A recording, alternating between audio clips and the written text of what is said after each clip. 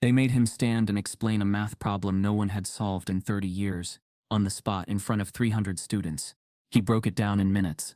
The room went silent. Then the professor leaned into his mic and said, "That's impossible, unless you cheated." Micah's hands didn't shake, but his scholarship vanished a week later. And what they didn't know. He recorded everything. Micah Turner had mastered the art of invisibility. He didn't sit in the front row, nor the back. Always center left, third seat from the aisle. Close enough to catch every detail, far enough to be forgotten when the professor scanned the room. At Hartwell University, one of the Ivy League's oldest institutions, Micah was one of only 4 black students in the entire advanced mathematics department. The others were louder, prouder, and seemingly more comfortable in the skin. Micah kept quiet. But Micah wasn't shy. He was strategic. Every morning he slipped through the quad with his hoodie up, earbuds in but nothing playing. He liked hearing people when they didn't think he was listening. The casual comments, the undertone, the jokes that came in hushed laughter when a black delivery worker passed by, or when a classmate struggled with grammar. It was subtle, never loud enough to be reported, always just soft enough to sting. In Dr. Alden's Calculus 4 lecture, the room was always too cold, the air dry with ego. Dr. Richard Alden, celebrated mathematician, author of The Edge of Infinity, recipient of 3 teaching awards, had tenure and a tone like sugar over steel. He loved the sound of his own voice, the sound of chalk scratching glass, and the race of students who looked like future versions of himself. Clean-cut, confident, wise. Micah sat silently in his usual seat, as Alden paced like a showman across the marble-tiled lecture hall, tapping the board with his long, polished stick of chalk. "This," Alden said one Tuesday morning, "is a problem no one in this room could possibly solve mentally. You'd need a full hour and a whiteboard to even attempt it. I say that with all due respect." He scribbled out an equation, brutal, layered, recursive. Students groaned. Some smirked. Others didn't bother pretending. Alden chuckled, pleased with the dramatic pause. Micah blinked once, then again. His mind, sharpened by years of isolating practice, traced the symbols as if reading a poem. He had seen something like this buried in an old Soviet-era problem book his mother found at a thrift store when he was 13. He'd solved it during a thunderstorm when the power was out. No calculator, just instinct. Alden raised an eyebrow, eyes scanning the room, until they landed on Micah. "Mr. Turner," he said, half smirking. "Do you look confident? Care to give it a try?" Heads turned. Some students chuckled. A few whispered. Micah sat still, his voice low but firm. "It reduces, quickly. Left side cancels after substitution. You're testing recognition, not calculation." Alden froze. For just a second. Then the chalk tapped again. "Is that so?" Micah didn't elaborate. He didn't need to. Alden looked at the board again, then back at Micah. "Well," Alden said, lips tightening, "perhaps some of us study a little too much. Obsession isn't brilliance, Mr. Turner. Remember that." The class laughed. Micah didn't flinch.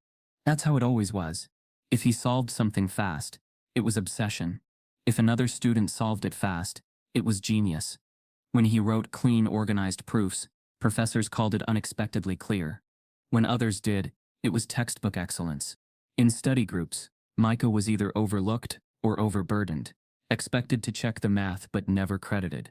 Once a group submitted his derivation under another student's name, he didn't fight it, he just noted it, silent.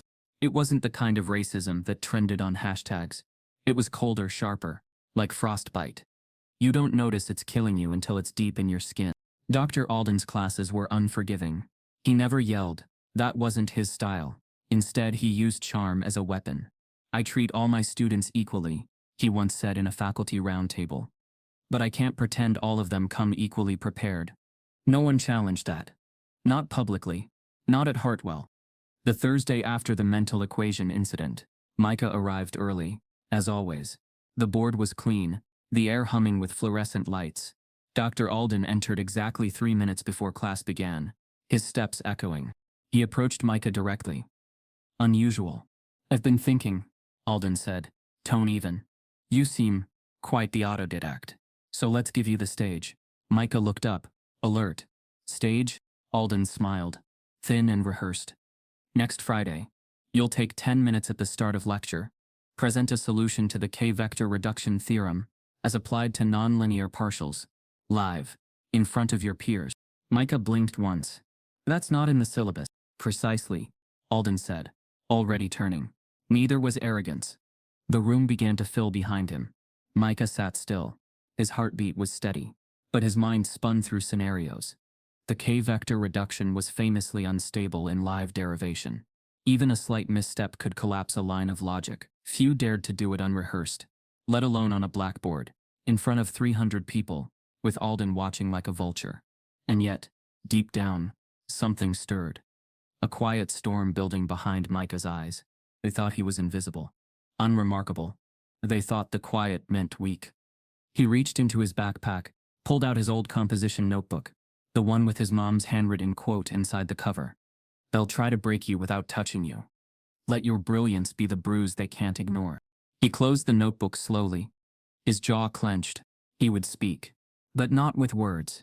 As the students filed out after class, Dr. Alden remained at the board, casually wiping it clean. Just before Micah reached the door, Alden called out without turning. Micah didn't respond, but his silence had never been louder.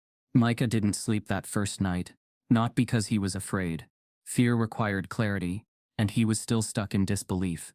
The challenge Dr. Alden had handed him was technically legal, but everyone knew what it meant. It wasn't just a challenge. It was a trap, a public filtration, a purge disguised as a pop quiz. By the third day, Micah was in the library from 6 p.m. to 3 a.m. He skipped dinner. He skipped meals entirely, surviving on black coffee and a granola bar stash.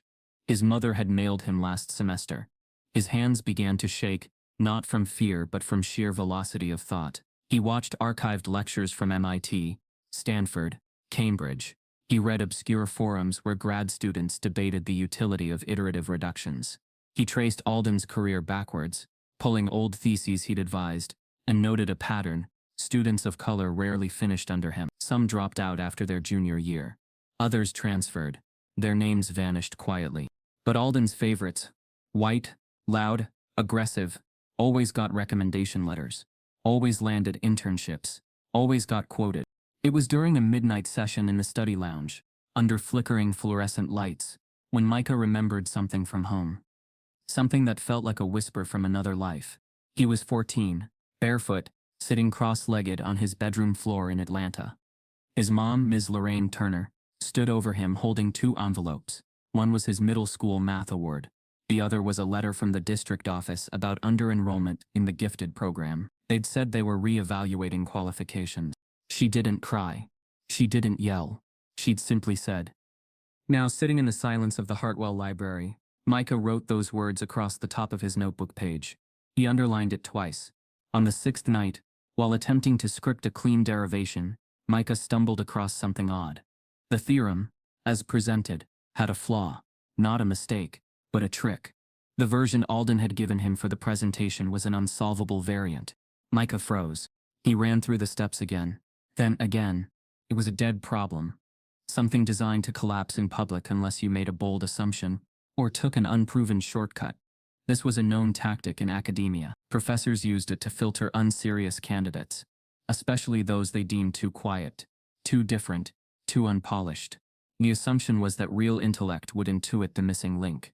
But that was a myth. It was a weapon disguised as opportunity. And now it was in his hands. Micah stared at the problem until dawn, heart pounding.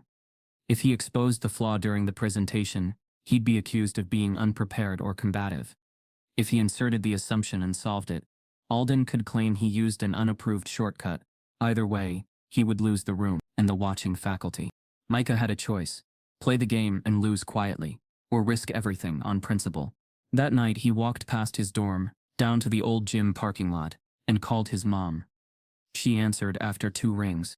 "You okay?" she asked, instantly alert. "I need to ask something," Micah said, his voice raw. "Go ahead, baby." If someone hands you something broken and tells you to fix it in front of a crowd, but never admits it was broken, what do you do? Depends on the crowd. Are they watching to help you or to watch you fail? Micah exhaled. "Both," he whispered. Another pause. Then fix it anyway," she said. "Show him it was broken. Then tell him how you did it without what they thought you needed. Micah didn't say goodbye. He just stood there for another minute, phone at his side, until the wind cut through his hoodie. The next morning, Micah wrote a new version of the presentation. Not a solution, a story. He'd walk them through the trap, show them the missing assumption, prove it wasn't solvable as given, and then offer 3 different ways to resolve it. Not to show off. He printed backup pages, built slides in case the board failed, practiced in front of a mirror with a stopwatch. He wasn't coming to survive the moment. He was coming to expose the design of it. Friday came. The lecture hall was colder than usual, humming with whispers and curiosity. The rumor of Micah's solo presentation had spread, not just among students but among faculty. A few admin officials sat scattered across the auditorium, clipboards in hand, eyes focused. Dean Harrow was present, seated in the front row, checking his watch. Micah entered last. His hoodie was gone. He wore a plain button-up sleeves-rolled notebook in hand. He scanned the crowd without fear, his heart beat steady. Dr. Alden stood off to the side, sipping coffee from a steel mug, lips curled in a near smile. "You ready, Mr. Turner?" he said casually. Micah nodded. As Micah approached the board, chalk in hand, the room dimmed. Projector lights flicked on, and Dr. Alden's voice echoed into the mic. "Let's all watch closely. This should be enlightening." But just as Micah placed the chalk against the board, a quiet gasp rippled through the crowd. On the screen behind him, someone had uploaded an anonymous document titled, "The Hidden History of Richard Alden's Filter Problems, a Pattern of Academic Suppression." Micah turned and froze. On the screen behind him, the anonymous document titled "The Hidden History of Richard Alden's Filter Problems" remained frozen in the projector's frame. Alden, unshaken, pressed a button on his remote to shut it off. No comment, no concern, just a flicker of irritation beneath his polite expression. "Technical glitch," Alden said with a tight smile. "Now, Mr. Turner, proceed." Micah turned to the board and picked up the chalk. "The problem I was assigned involves the K-vector reduction theorem," he began, voice calm but audible. "It's a complex method in reducing nonlinear partial differential equations, typically used to collapse multi-dimensional vectors into linear approximations."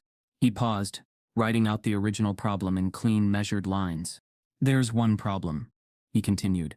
"This version is unsolvable. As presented, it omits a crucial boundary assumption. Without it, the theorem loops recursively into instability." There was a shuffle in the room. Some students raised eyebrows. Others leaned back, folding their arms, unsure if this was defiance or genius. A few smirked, already writing him off. Micah didn't flinch. "I'll walk you through the setup," he said, stepping aside so the chalkboard could breathe. "Here's how the equation breaks down." He drew the iterative path, line by line, narrating each reduction like a surgeon describing an incision. 10 rows of chalk symbols later, he stopped. "And here," he said, tapping a boxed segment, "is where the structure collapses. Without a defined limit as n approaches infinity, the series diverges. That's not opinion, that's math." A ripple of murmurs ran through the auditorium. From the front row, Alden's voice cut in, smooth, sharp. "Are we still warming up, Mr. Turner? Or is that the whole show?" Laughter burst from the back rows. Short, cruel. Micah heard it, but didn't react. That was part of the performance too. The poking, the public nudging toward fluster and error. He turned back to the board. 3 resolutions exist, he said, as if Alden hadn't spoken at all. 1, I could insert a known boundary value, but that's academic dishonesty if it's not provided. 2, I could redefine the domain, but that would alter the nature of the original problem, rendering it meaningless in context. Or 3, I can call it what it is. He stepped back. The room fell quiet, the kind of silence that vibrates. Micah's voice was calm, not angry, not accusatory, just honest, devastatingly honest. He moved quickly now, confidently, displaying clean, reduced forms. Each example bled clarity. No tricks, no missing assumptions. A murmur of respect fluttered through the lecture hall. Dean Harrow leaned forward in his chair. Micah finished his last example, lowered the chalk, and faced the room. "I didn't come here to win," he said. "I came here to not disappear." A pause. For a moment no one knew what to do. But the sound never swelled. It stayed hesitant, nervous, as if the room had been trained not to reward defiance. Micah didn't care. He looked down, gathered his notes, and turned back toward his seat. But Alden wasn't done. "Mr. Turner," he said, voice quieter now, sharper. "We'll discuss this after class. Privately." Micah stopped in the aisle. The word privately echoed with implication. He turned slowly to face him. His voice was level, but his eyes, they no longer carried silence. They carried fire. As Micah walked back to his seat, a second file appeared on the projector screen. Not from Micah, not from anyone the IT team could trace. It was titled, "Dr. Alden's Pattern of Academic Isolation. Case Studies from 9." Gasps spread. Alden's face twitched. The first true crack in his mask. Dr. Alden never acknowledged the file.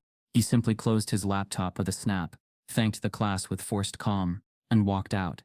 But not before locking eyes with Micah one last time and saying, coldly, "My office, 20 minutes. Micah hadn't expected thanks or praise. But he hadn't expected this either. He waited outside the office for exactly 19 minutes and 30 seconds before knocking. No answer. He waited 10 more, then gently opened the door. The office smelled of aged paper, polished wood, and something faintly artificial, like sterile power. The windows were shuttered. The clock on the wall ticked louder than necessary. Alden sat behind a wide oak desk, hands folded in front of him. His expression was unreadable. Polite, controlled, dangerous. "Mr. Turner," he said flatly, gesturing to the stiff-backed chair across from him. "Take a seat." Micah did. There was silence. Heavy, deliberate. Then Alden leaned forward, eyes narrow. "Was the file you're doing?" "No, sir," Micah replied calmly. "I was preparing my presentation. I don't know who uploaded it." Alden nodded slowly, tapping one finger against the desk. "Of course," he said. "It just conveniently appeared. Twice. During your moment." Micah held his gaze. "I had nothing to do with it." Alden smiled, but there was no warmth in it. Just teeth. "Well," he said, standing up and pacing to the window. "Let's talk about what you did do." He turned abruptly, voice tightening. "You turned a presentation into a spectacle.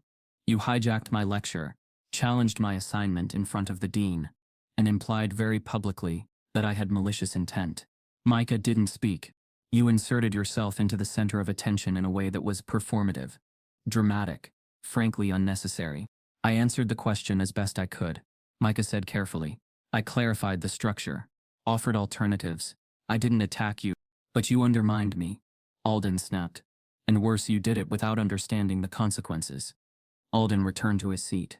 "There's a way things are done here," he said, folding his hands again. "You show respect. You do what's asked. You don't grandstand. You don't make faculty look foolish, especially not to gain sympathy points." Micah's stomach turned. "I wasn't looking for sympathy." Alden's expression sharpened. "You people always think the world's out to get you. Maybe it's just you." Silence. It landed like a slap. Micah inhaled through his nose. Slow, deliberate. He'd heard it before. Not the words. The tone. That slick, smiling way. Certain people said "you people." Like it wasn't a dagger, like it wasn't meant to cut. He stood. "I did what I was asked," he said, "and I did it with integrity. I didn't cheat. I didn't lie. I didn't provoke anyone. If that makes me a problem, then maybe the problem isn't me." Alden didn't move, didn't blink. "Sit down," he said softly. "I think we're done here," Micah replied. "You should know," Alden added, voice lowering. "We'll be reviewing your conduct. Not just in today's class, but overall. There have been comments from students, from staff." Micah paused. "What comments?" "Concerns," Alden said vaguely. "About your attitude, your demeanor, your presence." Micah felt the floor tilt beneath him. Demeanor. Presence. All the coded language he knew too well. Micah left the office with his backpack slung over one shoulder, chest tight, throat burning. The hallway outside felt darker than before, as if the very walls had turned against him. He walked across campus, past the statue of Hartwell's founder, past the memorial fountain, past students laughing under orange October trees. No one looked his way. By the time he got back to his dorm, an email was waiting for him. "Body. We have received an anonymous complaint regarding your conduct during today's Calculus 4 presentation. The department will be reviewing the matter. Please be advised that further action may be taken if deemed necessary." Micah stared at the screen. The words didn't register at first. Then they did. like a slow rising scream inside his skull. Anonymous. He shut his laptop. The walls of the dorm room felt like they were closing in. The bed too small. The air too thick. Micah sat at his desk, pulled out a blank page from his notebook, and wrote 2 words across the top. Document everything. Then, beneath it, no one's coming to save you, but they'll come to watch you fall. He stared at the page. Then he began to write. Dates, times, names, patterns. He wasn't going to disappear. The next morning, a slip of paper appeared under Micah's door. No envelope. Just folded once. Neatly. He opened it. Scrawled in shaky handwriting were 6 words. You weren't the first, Turner.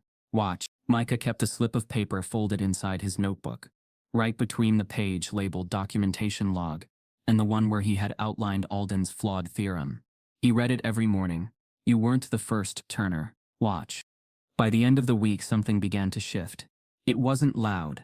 It wasn't confrontational. But it was unmistakable. People stopped making eye contact.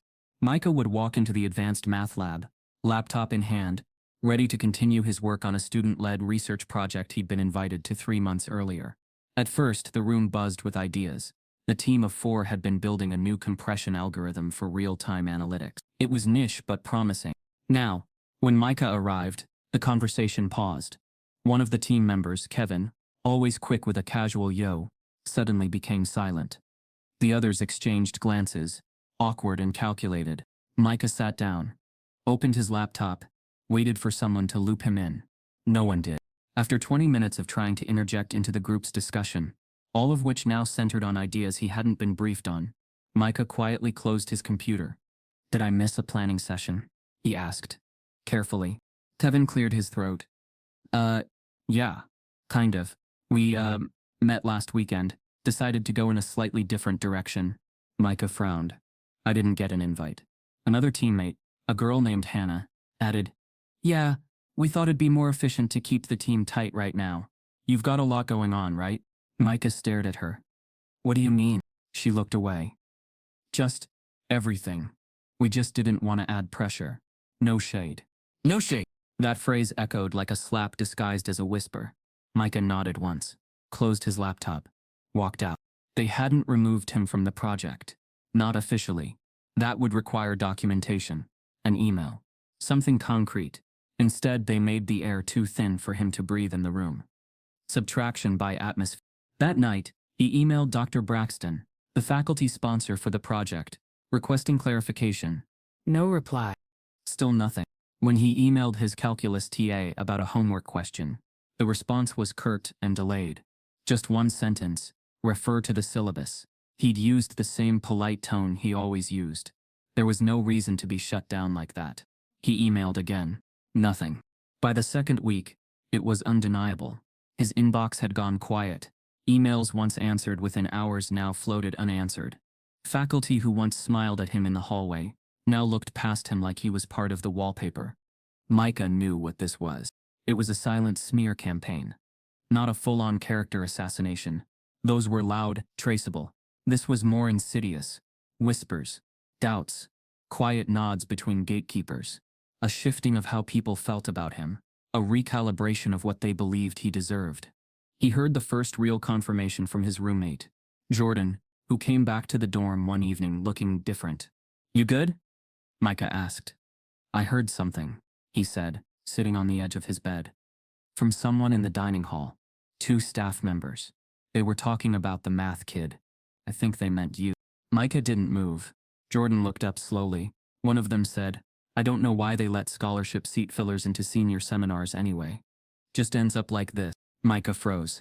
The room felt like it had been hollowed out. Jordan's voice seemed far away now. Scholarship seat filler. As if he hadn't earned it.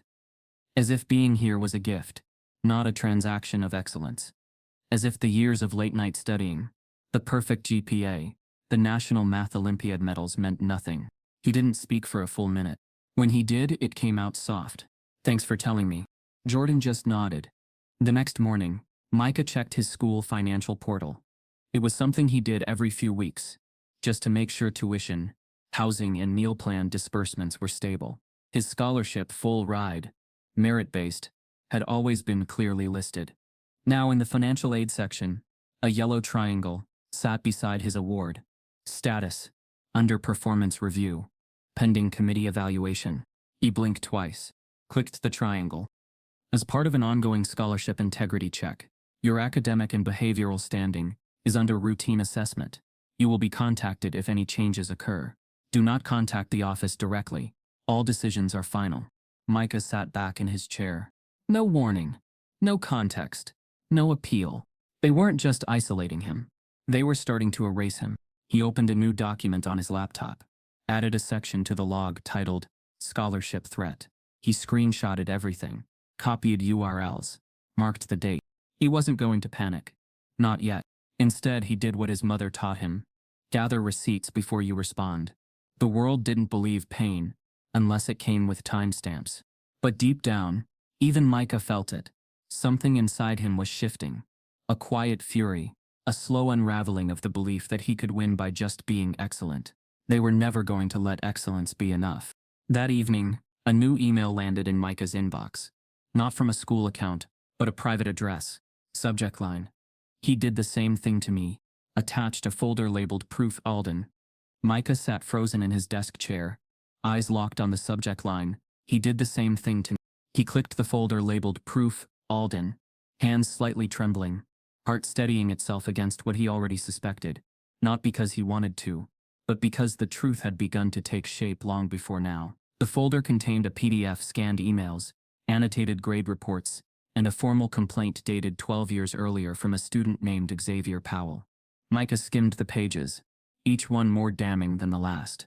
Xavier, a mathematics undergrad at Hartwell in 2011, had been flagged for disruptive academic behavior after calling out a manipulated exam problem during a public presentation. The same setup, same tone, even the same private meeting afterward, with Dr. Alden. The final grade he'd received that semester, a 68.4, just low enough to disqualify him from an honors thesis. The same playbook. The same weapon. The same silence. Micah leaned back slowly, and his mind pulled him inward, back to Atlanta, back to the kitchen table at age 10. It was raining outside. His mother, Lorraine Turner, sat across from him, her brow furrowed as she taught him how to track his own schoolwork. You can't just trust people to remember what you did right, she said, pen in hand. You write it down. All of it. Test scores, teacher comments, the time you turned in your homework when they said you didn't. Keep the proof. Because when the moment comes, she continued, you don't fight with noise. You fight with receipts. That's how you stay ready. That night, Micah began the project. No longer reaction. Now, strategy. He opened a clean folder on his laptop. Turner case files. First, the email logs. He downloaded his entire email history from the university server. Time-stamped messages, unreturned follow-ups, curt replies. He labeled each interaction, noting tone shifts pre- and post-presentation. Next, the grades. He accessed Hartwell's online gradebook and pulled data from every class he'd taken with Dr. Alden, assignments where the rubric was unclear, test questions that hadn't matched the review guide, essay-style responses that had no feedback except vague or lax depth. For comparison, he requested anonymized student grade data through the Student Academic Transparency Act, a policy the university had quietly implemented during a wave of student protests 2 years ago. He didn't expect to find what he did. Micah sorted the data by race, not labeled directly, of course, but the university's optional diversity self-report form had left enough breadcrumbs. He sat still for a long time, staring at the numbers. It wasn't just anecdotal anymore. It was mathematical. Alden was precision targeting people who didn't look like him, hiding behind ambiguity, performance reviews, and private conversations with no record. Micah then added a subfolder titled Testimonies. The first file was Xavier's. The second came 2 days later, a DM from another former student who'd seen the leaked files on the anonymous forum and decided to come forward. Class of 2009, she wrote. He told me I was out of my depth, in front of a full seminar. I was the only black woman in that course. I dropped my math minor after that. It still eats at me. Micah included it. Word for word. He added everything. Even the paper slip that appeared under his dorm door. Each night he stayed up later, the light from his desk lamp the only thing separating him from burnout. Jordan, his roommate, tried to make him take breaks, But Micah had entered a zone of survival too deep for comfort. One night, Jordan brought him a grilled cheese sandwich from the dining hall. "You're spiraling, man," he said. Micah didn't look up. "I'm compiling." Jordan sat on the edge of the bed, watching him work. "What are you gonna do with all this?" Micah finally looked over, eyes heavy but lit with something sharper than exhaustion. "I'm going to make it impossible for them to pretend they didn't know." By the end of the week, Micah had compiled a 47-page dossier.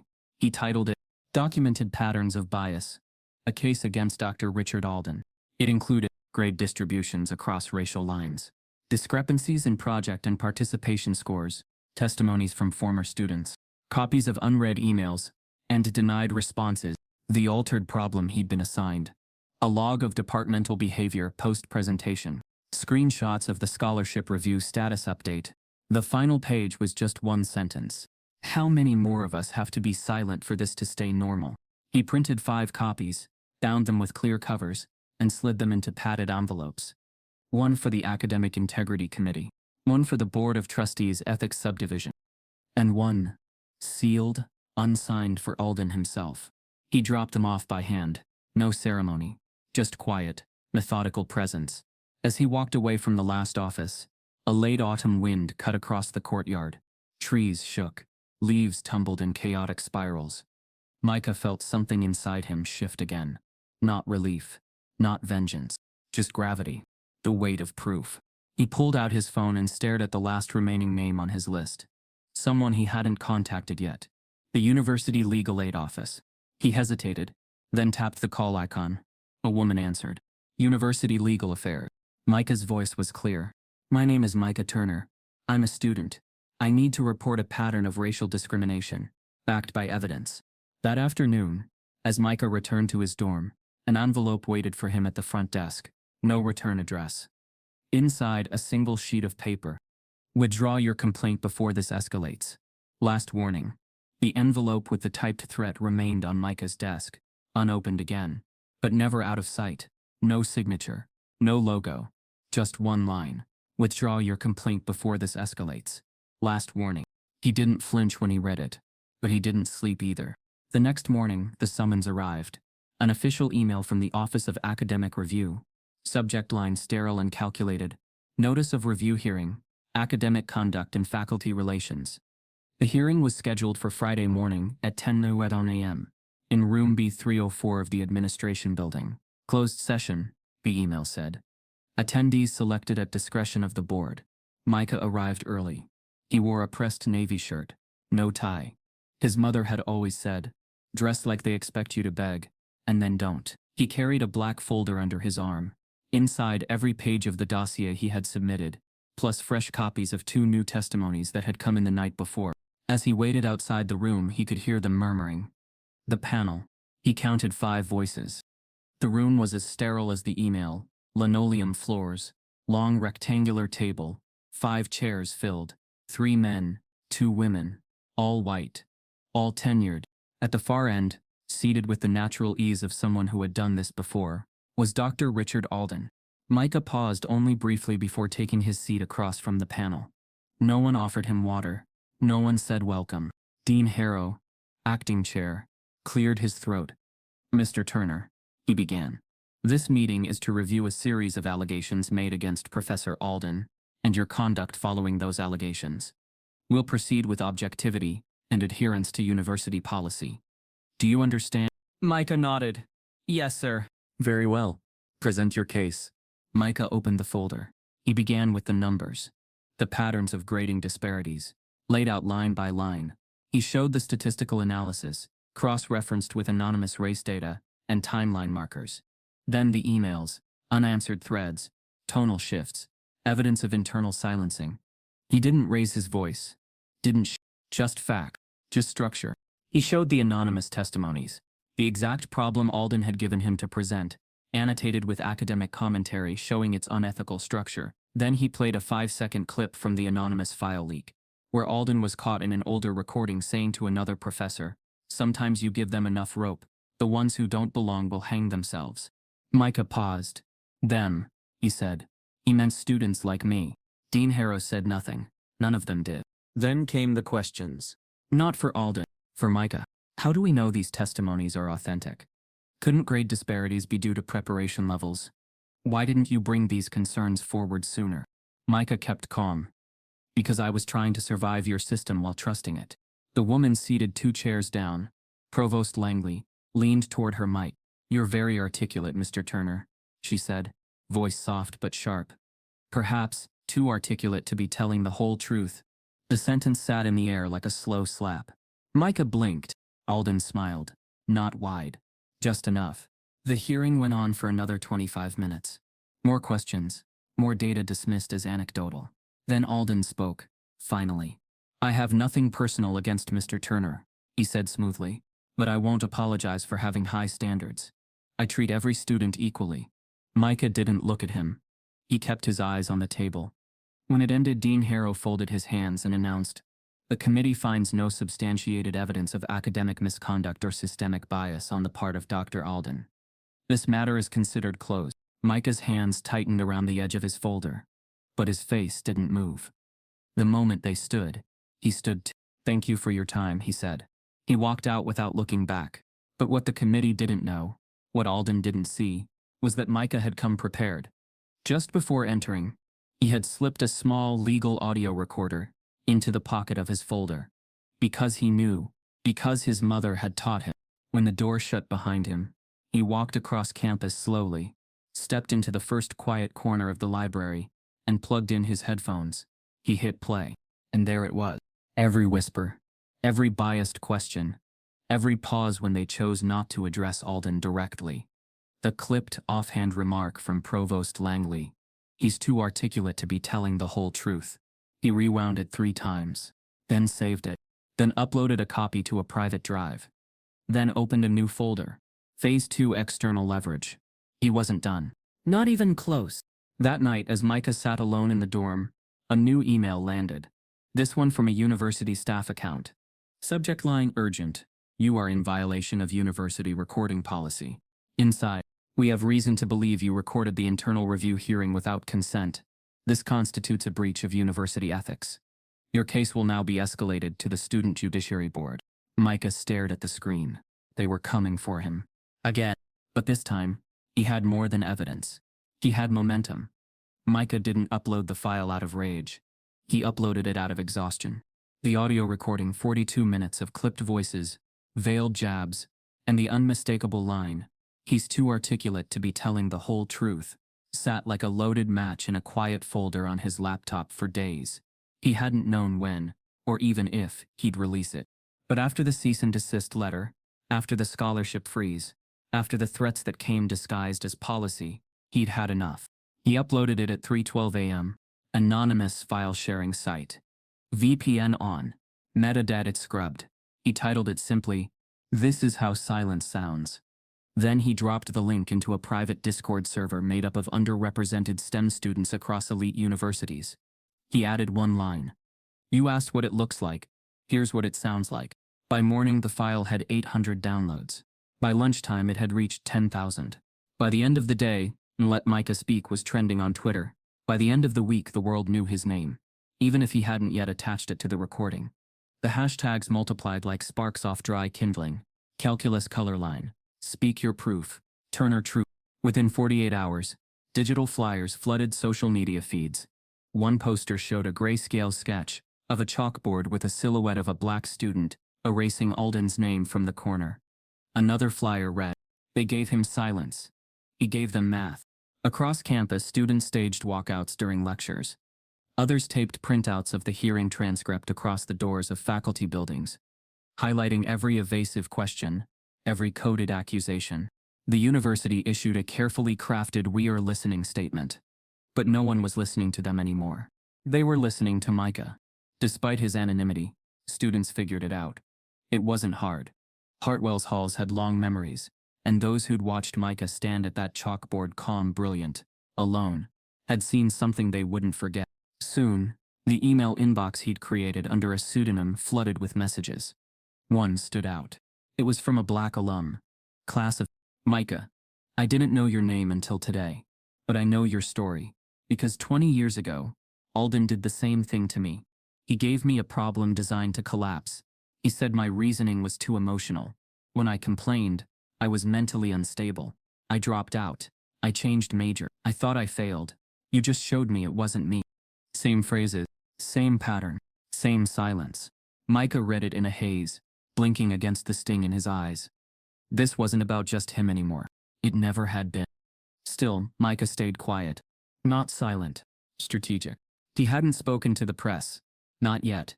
He knew the system would twist his words the minute he gave them breath. But then came the moment that changed everything. A message from WHDX Channel 12, the biggest local news station in the state. Mr. Turner, we'd like to request a formal interview regarding the recent audio leak, the growing online movement, and your experience at Hartwell. We are aware of attempts to suppress the truth. We would like to give you space to tell it. No spin. No clickbait. Just space. Micah stared at the screen, his cursor hovering over the reply button. Then his phone buzzed again. Another notification. Hartwell University has issued a takedown request for the leaked recording, citing breach of confidentiality. Micah didn't flinch. He clicked reply on the news request. Typed 5 words. Let's make this public now. Cliffhanger. As he hit send, a new email landed instantly in his inbox. This one from a campus security address. Subject, upcoming inquiry. Anonymous leak investigation. The body read, we have reason to believe a student of interest is involved in violating university code. You will be contacted shortly. Micah leaned back in his chair, heart steady. Micah sat at his desk, the blue light from his laptop casting long shadows on the dorm room wall. The email from WHDX was still open on his screen, right above the university's cease and desist warning, each subject line like a sharp opposing force. One offered visibility, the other punishment. For a moment he didn't know which one scared him more. Jordan leaned against the door, arms crossed. They're bluffing, he said, nodding at the university's threat. They're just scared now. Micah stared at the screen. Bluffs still hurt if you don't know how to call them. The email from WHDX was direct. They wanted Micah on camera, not anonymous, not blurred, not hidden. The anchor had even included a handwritten note in the body of the message. You've already made them listen. Now let them see you. It wasn't a plea. It was a dare. Micah thought of his mom. Thought of how she used to iron his school uniforms the night before every exam. Look sharp, speak clear. Stay unshakable, she'd say. He imagined her now, watching the hashtags, watching the school he fought to survive, try to silence him one last time. The next morning, Micah replied to the news station. Subject, let's talk. They met in a small downtown studio, tucked between a tax office and a full place. The producer offered water. The camera guy offered silence. The anchor, Tamia Ross, offered something more powerful. Present. She didn't ask for the gory details. She just said, start wherever it hurts the most. Micah sat in the chair. Mike clipped to his collar, palms flat on his thighs. He began with the facts, the presentation, the trap problem, the administrative silence, then the hearings, then the leak, then the warning note. There's a way the system says, we hear you, he said, but what it means is, we'll wait you out. He paused. I'm not waiting anymore. The segment aired that same night. 10 minutes, no commercial breaks. The next morning, WHDX uploaded it to their YouTube channel. By noon, it had crossed 500,000 views. Students across the country reposted clips. TikTok flooded with duets, reactions, explainer threads. Teachers in underfunded high schools sent it to their classes. Activists clipped quotes into protest videos. One line in particular caught fire. That quote, Micah's, trended on its own. But with the fire came the heat. Micah's phone blew up with support. But it also flooded with something darker. Emails from fake accounts, racist messages, warnings that didn't bother disguising themselves. One DM read, you're tearing down a respected academic. You think you're special? You're disposable. Another simply said, play smart, or disappear. Then came the emails to his professors. 3 instructors dropped him from their research advisement lists. A 4th accidentally unenrolled him from their office hours calendar. And then, the worst one yet. An email from Hartwell Financial Aid Office. Subject, immediate hold on scholarship disbursement. Micah read it twice. Then a 3rd time. They'd frozen his funding. No hearing. No explanation. Just a line that said, pending further administrative review. He closed the laptop and sat very still. "They're trying to break you," Jordan said. Micah didn't move. "They're not trying," he whispered. "They think they already did." That night he opened his Dropbox again, not to post more, but to check something. One of the folders had new activity. A file added by someone else with edit access. It was labeled 1980. He opened it. Inside was a scanned letter, yellowed paper, faint ink, from a student disciplinary board, hearing 36 years ago. The name at the top, Raymond Cole, a senior mathematics major. The letter described a near-identical situation. A minority student, accusing a tenured professor of creating non-winnable academic obstacles and weaponized evaluation tactics. The accused professor? Dr. Richard Alden. Micah's blood went cold. It wasn't just him. Not just the student from 2011. Not the woman from 2009. Not the alum from 20 years ago. Alden had been doing this for decades. And the university had always protected him. The next day, as Micah prepared to send the 1987 document to WHDX, his email pinged with a new message. Subject: Legal Notice, Defamation and Unauthorized Disclosure. Sender: Alden and Keller LLP. Dr. Alden was suing him, not the university. Him personally. The lawsuit hit like a punch to the chest, not just because it was real, but because of how meticulously cruel it was. The language was cold, clinical, dressed in legal polish but dripping with quiet malice. Richard Alden, via Alden and Keller LLP, was suing Micah Turner for defamation, damages to professional reputation, and intentional disruption of academic processes. Micah read the complaint 3 times.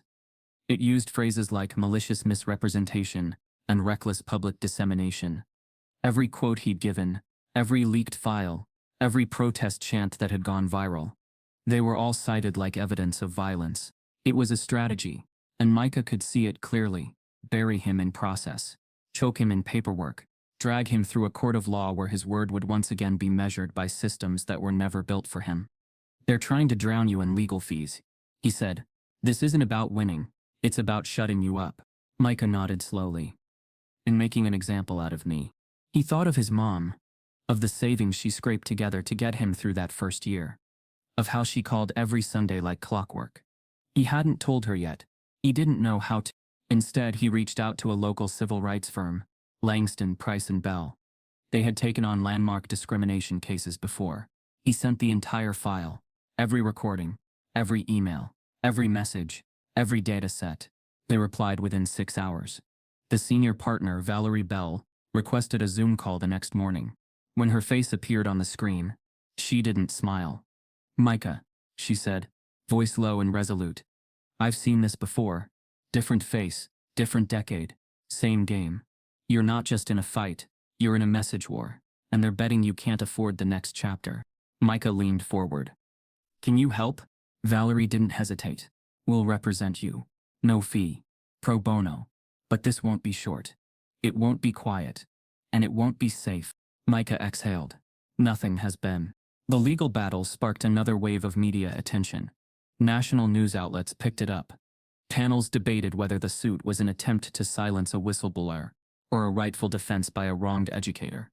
Columnists weighed in. A prominent conservative radio host called Micah another entitled radical hiding behind racial grievance.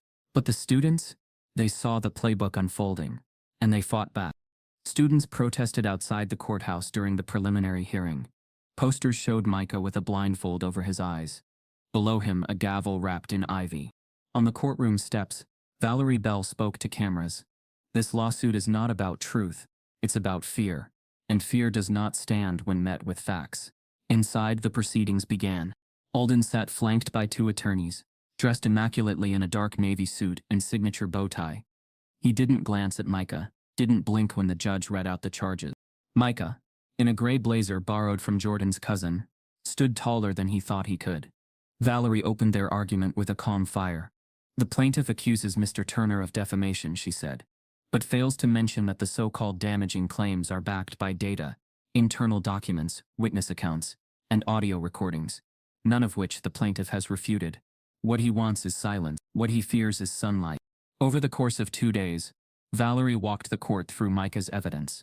The recording of the hearing, the racially skewed grading data, the complaint from 1987, the testimonials, the scholarship hold. the anonymous threats. Alden's team countered with character attacks. They accused Micah of being unstable, of having a victim complex, of using race as a shield against rigorous academic accountability. But the courtroom shifted when Alden himself took the stand. Calm, smug, unshaken, he described himself as a mentor of excellence and denied all accusations of bias. He claimed the K-vector problem was pedagogical tradition, that Micah had conflated rigor with hostility. Then came the question from Valerie. Dr. Alden, in the past 30 years of your teaching, have you ever received formal complaints of bias? Alden hesitated. None that were substantiated. Valerie raised a document. Is this your signature on a 203 disciplinary response to Raymond Cole? Alden squinted. I don't recall. Valerie smiled faintly. Your Honor, I submit Exhibit 14, a documented pattern of nearly identical student accusations dating back to... A hush fell across the room. Outside, cameras waited. Micah watched Alden's jaw tighten. The truth was no longer contained. It was bleeding. Everywhere. That evening, as Valerie and Micah left the courthouse, a reporter rushed up, phone in hand. There's just been a statement from the university president, she said breathlessly. Dr. Alden has been placed on immediate administrative leave, pending further investigation. Micah stopped cold. Then the reporter added, but they've also launched a full review of all academic conduct, including yours. Micah's voice dropped. They're still trying to make me collateral.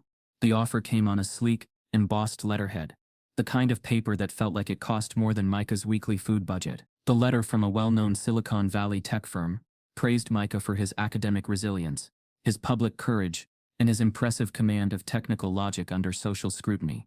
It ended with an invitation, a fully paid internship, housing stipend, and if accepted, an automatic full-time offer after graduation. No application, no interview. The only condition: withdraw the lawsuit, disengage from media, move forward. Micah read the letter 3 times, then folded it and placed it in the bottom drawer of his desk, beneath a pile of old notebooks filled with math proofs and sketches from late-night study grinds. Jordan saw it happen but didn't say a word. Later that night, Micah finally called his mother. Her voice was tight with pride, worry just beneath the surface. So you're saying they're offering you a job, without even making you apply? Yeah, Micah said, lying on his dorm bed, staring at the ceiling. And they want you to drop the case. Micah didn't reply. She sighed. Baby, I know what you're doing. I know you think you gotta hold the whole mountain on your back. But you've been fighting nonstop, and I'm worried. I know how much rent is gonna be once school ends. I know, he said. I've been thinking about that too. I didn't raise you to be bought, she said softly. But I also didn't raise you to starve for a cause nobody else is willing to carry. Micah swallowed hard. This one, they're carrying it, Ma. They're finally carrying it. He could hear the sound of her kitchen clock ticking behind her. She whispered, just come out of this still standing. That's all I want. The next day, Micah publicly declined the offer. He posted a short statement online. No paycheck is worth pretending nothing happened. I didn't ask to be in this fight, but I'm not leaving it halfway through. There are too many students watching who've already been told to disappear quietly. I won't be another one. That night, someone created a GoFundMe. Support Micah Turner, the student who refused to be bought. Within 6 hours, it hit 40. By the end of the week, 100. You saved my daughter's dream. I'm a black PhD candidate in Michigan. I see you. They always told me I was too sensitive. You made me believe I wasn't crazy. You gave us language we didn't have before. Then came the one that broke Micah. An anonymous message from a student at a university he'd never heard of. No profile photo. No last name. It read, I was going to switch out of engineering. I was the only black student in my department. Every time I answered questions right, I felt like I was being too much. I was tired. Then I saw your interview. I stayed because of you. Micah closed his laptop and sat in silence. That night, he cried. Not from weakness, from exhaustion. From the ache of holding your breath for too long and finally exhaling.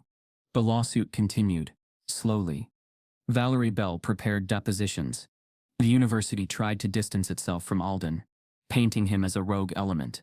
Meanwhile, Alden maintained his innocence in every public statement, but made no further media appearances. Until quietly, one Monday morning, the university posted a 2-sentence update on their faculty news board. Dr. Richard Alden, has formally submitted his resignation. He has been granted emeritus status for his years of academic service. Micah read it on his phone. No apology. No acknowledgement. Just a quiet exit and a golden parachute. He showed it to Valerie during their next legal meeting. She stared at the screen, then looked at him. They're closing the curtain, without closing the wound. Micah nodded, and giving him a plaque on the way out. But 2 days later, an internal memo from the university leaked to the press. It included one detail the public hadn't seen: Micah Turner's scholarship status, still flagged for behavioral monitoring. Despite Alden's resignation, he was still under review. Micah stared at the leaked document. Even when the villain leaves, he whispered, they keep punishing the one who told the truth. The legal fight ended not with a bang, but a press release. Micah sat in the back of a quiet coffee shop, phone in hand, reading the university's official statement. The header was bold, the font professional, the language polished into nothingness. Hartwell University reaffirms its commitment to equitable academic practices. We acknowledge the complex circumstances surrounding recent events, and will continue to listen, learn, and evolve. The university has reached a confidential settlement with Mr. Micah Turner. No apology, no admission, just a corporate exhale hoping the world would move on. The settlement came through days later, a figure that wasn't enough to make him rich, but enough to buy silence if he'd wanted to. The legal team had made sure the funds weren't contingent on a non-disclosure. Valerie Bell had insisted on that. Micah didn't celebrate. He didn't buy anything new. Didn't go on vacation. He walked the same campus with the same backpack, watching the same professors avoid his gaze in the halls. Technically he had won. But justice? That had never been part of the university's plan. 2 weeks after the payout, Micah met with the financial aid office. He showed them the settlement letter, asked again about his scholarship status. The woman behind the desk clicked through her screen without looking up. You're cleared, she said flatly. Just like that. No apology. No explanation. Micah nodded. Thank you. She didn't respond. Outside, the wind pushed autumn leaves into a spiral. Students laughed on the quad. Life had moved on for everyone. Except him. Back in his dorm, Micah opened a blank document. At the top he typed, Turner Fund for Rising STEM Students. It was a scholarship. Not flashy. Just quiet fuel for the kids who might one day find themselves in a seminar room, where their silence is mistaken for ignorance, or worse, insolence. He funded the first 5 recipients himself using part of the settlement.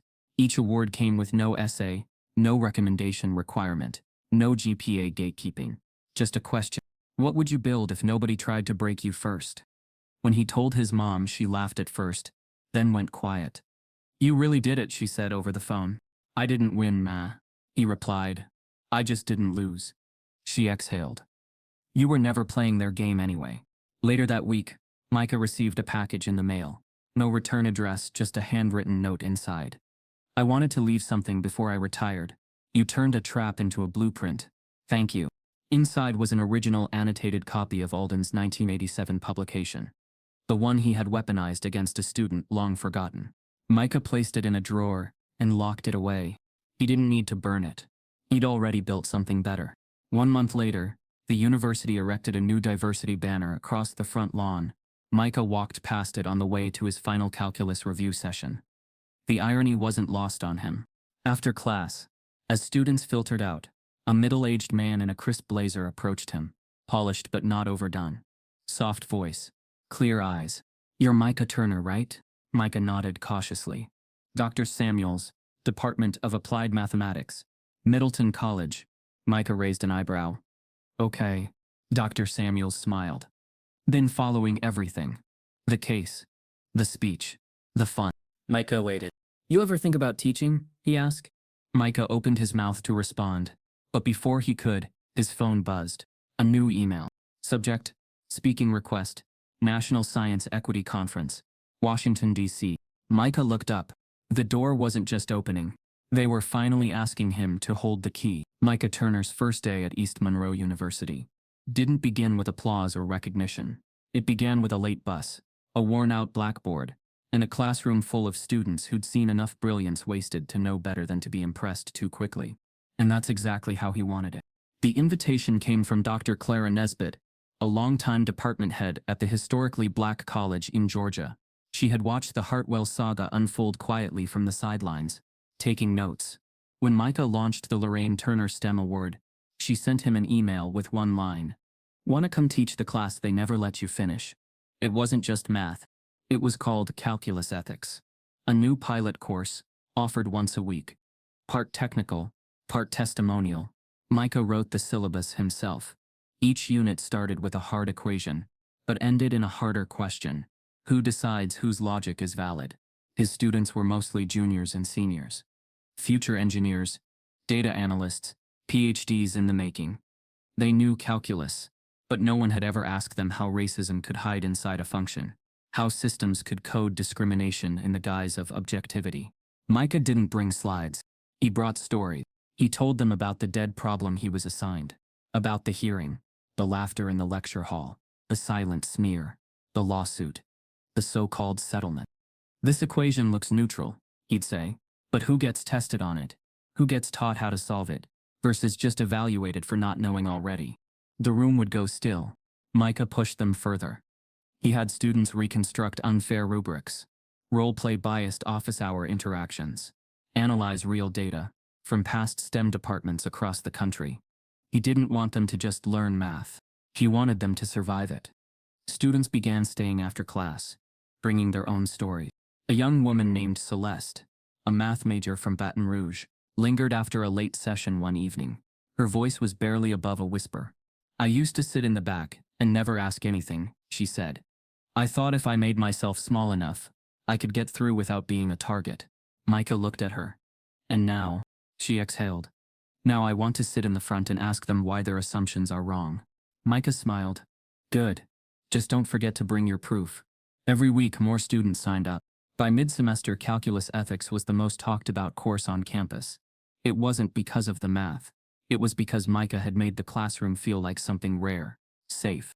He still remembered how it felt to be watched, to be calculated as a disruption before he ever solved a problem. He made sure none of his students ever felt that way, not in his room.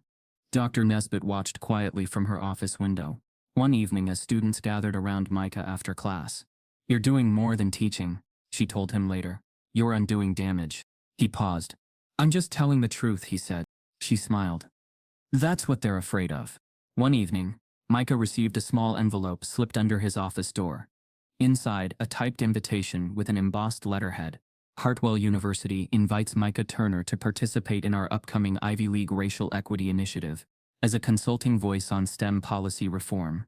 No apology, no humility, just an opportunity. The same institution that once tried to erase him, now asking him to help rewrite itself. Micah stared at the envelope for a long time. He wasn't flattered either. He was calculating. Not the math kind, the history kind. He turned the invitation over and noticed a handwritten note on the back. Just 6 words. "They'll only listen if you speak." No signature. Micah looked up, eyes narrowing. The past wasn't over. It was calling him to rewrite it, or risk letting it repeat. Micah Turner never expected to return to Hartwell. Not as a student, not as a target, and definitely not as a speaker. Yet here he was, back on the same red brick campus that once tried to silence him. This time with his name listed at the top of a printed itinerary. Equity in STEM, rebuilding trust through transparency. Guest panelist Micah Turner, STEM ethicist and educator. They had booked him first. Prime slot. Saturday morning. Keynote hall. The irony cut deep. Micah walked the familiar paths, with the calm of a man who had already survived the fire. The benches hadn't moved. The statue of the university's founder still stood near the west fountain. Same outstretched arm, same hollow gaze. But something had shifted in the air. The silence no longer threatened to swallow him. It now echoed with the voices he had helped ignite. Inside the mathematics building, small changes had already taken root. The hallway bulletin board, once dedicated to faculty excellence, now bore a fresh header: Inclusive Excellence in STEM. Alden's name was gone, quietly removed. The annual award once named after him, the Alden Medal for Pedagogical Innovation, had been renamed the Hartwell STEM Fellowship. No explanation, no announcement, just a vanishing. But Micah didn't care for symbols. He came for the students. The lecture hall was already half full when he arrived backstage. He peered through the side curtain, scanning the audience. Students, faculty, staff, some familiar faces, many not. His eyes landed on row 4, third seat from the left. His seat, the one he used to claim like clockwork, silent and small, always measuring his existence against the weight of a room that never made space for him. Now it sat empty, like it knew he was coming back for it. The session began with a university moderator reading Micah's bio. They used all the right words: advocate, trailblazer, equity consultant, educator. They didn't mention troublemaker, the word they used behind closed doors when he was still one of their own. Then Micah stepped up to the podium. He didn't bring notes. He brought truth. "You know my story," he said, voice steady. "Most of you were here for it. Some of you watched from the sidelines. Some of you tweeted support. Some of you wrote complaints. And some of you sat still and said nothing." He paused. "I'm not here to thank you. I'm here to tell you that you don't get to forget what you let happen." A silence swept the hall. Micah's voice softened.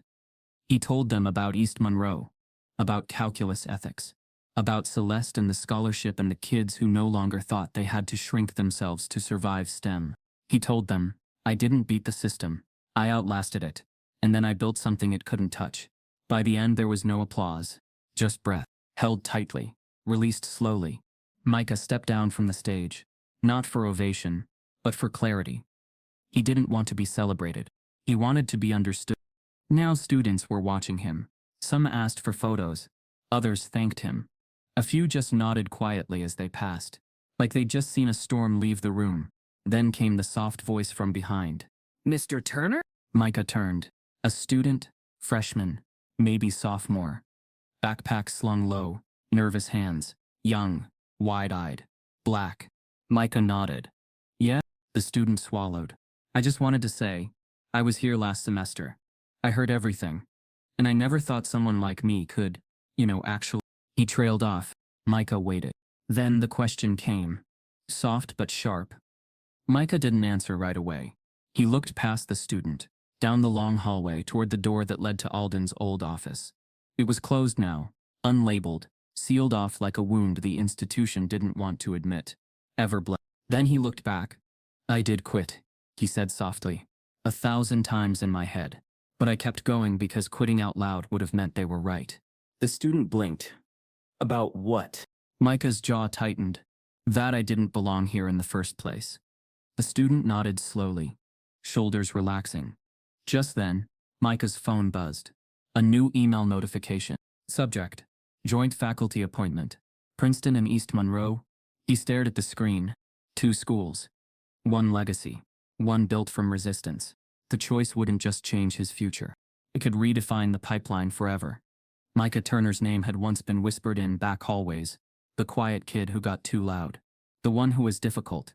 The student who some had said just couldn't handle Hartwell. Now his name appeared on syllabi across the country. Case study: Equity, Ethics, and the Mathematics of Power. The Micah Turner Experience. It was required reading in sociology seminars at Berkeley, reviewed in a pedagogy panel at Yale, dissected in a justice and STEM lecture series at MIT, not as a spectacle, not as a tragedy, as a blueprint. Micah didn't try to build a brand. He didn't sell merch or take influencer deals. But he traveled, relentlessly, quietly, intentionally. He spoke at public high schools with broken calculators and teachers who hadn't seen a new textbook in 10 years. He held workshops inside juvenile detention centers, using equations to show kids how structure could be a tool, not just a cage. He mentored students who had been told they weren't honors material, and every time one of them solved a problem they thought they couldn't, he saw a piece of himself stitched back together. He never used the word inspiration. He used the word repair. Because that's what it was. He taught students how to recognize academic gaslighting, how to document bias, how to tell the difference between a hard question and a hostile one. He made sure they could solve the problem and name the system. At one inner-city school in Baltimore, a student named Khalil raised his hand mid-lesson and asked, "So wait, the math ain't racist, but the way it's used can be." Micah smiled. "Exactly. The equation doesn't hate you, but the person giving the test might assume you won't know how to solve it." The room went still. Then Khalil grinned. "Then I must solve it and ask why he picked that problem in the first place." Micah just nodded. "Now you're doing math and politics at the same time. In every city, every campus, every community center, he left behind students who walked differently. Not because he gave them something, but because he reminded them of what they already carried. The auditorium in Atlanta. His old high school. The place where his mother had first shown up in borrowed shoes to argue with a principal about why her son should be in the advanced class, not remedial. It was the same place he was now giving a keynote. Packed house. Full audience. No empty seats. Micah stood backstage, adjusting the cuffs of his tailored black jacket. Clean, quiet, centered. He didn't rehearse anymore. He just told the truth. But this time, he wasn't alone. His mother sat in the front row. Lorraine Turner wore the same gold earrings she used to save for church, her hands folded neatly in her lap, lips trembling just slightly. When Micah stepped out, the applause didn't erupt. It rose, gradual, controlled, real. He began with a sentence that had followed him since Hartwell. They told me I didn't look like someone who belonged. He let the silence breathe. But belonging isn't about how you're seen. It's about what you build after they try to erase you. He walked the crowd through the story, not as a victim, but as a builder. He shared what he learned about fear, about surveillance, about coded language in objective spaces. They tried to break me, but all they did was prove I can build. His mother stood. The audience followed. And for a moment, Micah didn't feel like he was closing a chapter. He felt like he was handing someone else a pen. After the speech, a flood of students lined up to shake his hand, hug him, thank him, but none of it matched the way his mother simply stood beside him afterward and whispered, "I always knew you'd do this. I just didn't know it'd be this big." Micah looked at her, eyes glassy. "I did it with what you gave me, your receipts, your fight." She touched his face. "You did it by not stopping." Weeks later, Micah stood on the campus of East Monroe once again, watching the students leave calculus ethics with notebooks full of questions, not just answers. That same day, the official appointment came in. Joint faculty role confirmed. Princeton and East Monroe Collaborative Fellow STEM Equity and Ethics Program. It wasn't just about two institutions. It was about rewriting the entry points and the exits. Micah packed his office slowly. Each photo, each paper, each scribbled note from students. As he pulled down one final flyer, the original design for the Lorraine Turner STEM Fund, a notification buzzed on his phone. A message from a first year at Hartwell. Just a screenshot of their first math exam marked with red, 88%. Well done. Beneath it, first black student in my section to score above 80%. Your class wasn't listed anymore, but your name was still in the air. Micah stared at the message, then responded, "Keep solving, then start teaching." The screen goes black. White letters appear slowly across the center. Then smaller. To the students still silenced, still surviving, "We hear you. Build louder." If you've ever been told to stay quiet just to survive, you know exactly how this feels. No one should have to prove their worth just to be treated fair. Stories like Micah's happen every day,